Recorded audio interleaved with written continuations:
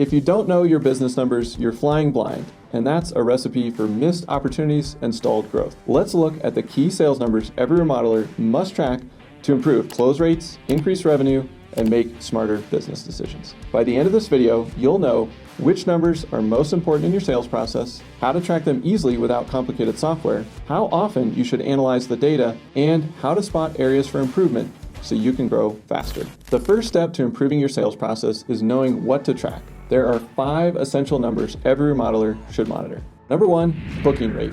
Let's say you get 100 inquiries a month, but only 30 book a pre-qualification call. That means your booking rate is 30%. If this number is below 30%, it could mean your website isn't attracting the right people or your initial outreach isn't strong enough. Number 2, close rate. This is the percentage of qualified leads that turn into signed contracts. If you book 10 consultations and close 2 projects, your close rate is 20%. If this number is below 20%, your pricing, your sales presentation, or follow-up process might need improvement. Number 3, average project size. You want to know your average project value to understand how your sales pipeline translates into revenue. If your goal is $1 million in revenue and your average project size is $100,000, you need to close 10 projects per year. Number 4, sales cycle length. How long does it take from the first contact with a lead to a signed contract? If it takes 6 or more months, that affects cash flow and forecasting. Number 5, lead source performance. Where do your best leads come from?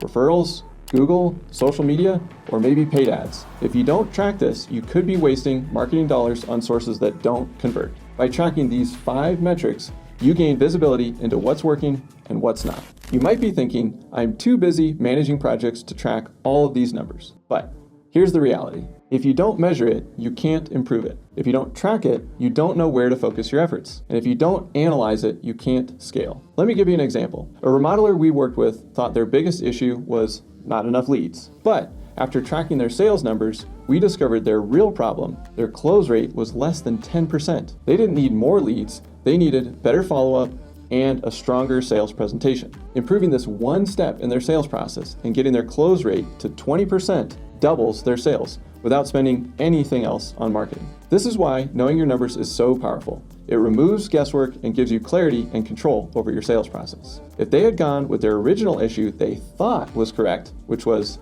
not enough leads, they would have had to double their marketing spend, resulting in another $60,000 every single year. By focusing on their sales presentation, their offer, their value proposition, and training, they have the ability to double sales without spending more on marketing. Spending $10,000 to $20,000 on a sales consulting package then becomes a no-brainer because it could lead to $60,000 a year in marketing savings. Fast forward, and they will eventually need to increase marketing budget.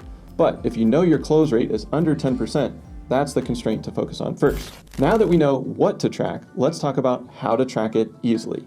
Option number 1, a basic Google Sheet or Excel. This is a simple, low-cost way to track leads, conversion rates, and project sizes. This is better than nothing. Option number 2 is a customer relationship management software. Tools like HubSpot, Buildertrend, or JobTread automatically log sales data. I highly recommend getting a CRM. HubSpot has a free one that is extremely powerful, and you can add paid features if you want. The key is keeping it simple and consistent. Even just 15 minutes a week spent updating these numbers can give you major insights. Tracking is great, but how often should you review the numbers? Daily, check your pipeline for new leads and follow-ups. Monthly, review your team's conversion and close rates. This helps you adjust sales strategies in real time. Quarterly, look at your lead sources, project sizes, and revenue trends.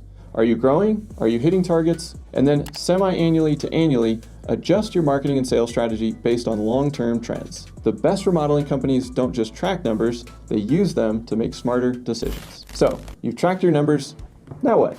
Here's how to use them to spot weaknesses and improve. If your booking rate is low, look at your website, messaging, and your follow-up process. If your close rate is low, strengthen your sales script and address some common objections. If your average project size is too small, focus on marketing to higher-end clients. If your sales cycle is too long, improve the urgency in your proposals and follow-ups. The goal is not just tracking data, but actually using it to fine-tune your sales process and grow your business. Remember, Tracking your numbers gives you clarity and control over your sales process. Now here's your homework. Start tracking just one key sales number this week, whether it's your close rate, lead source performance, or your booking rate. We'll see you next time here on Builder Funnel TV.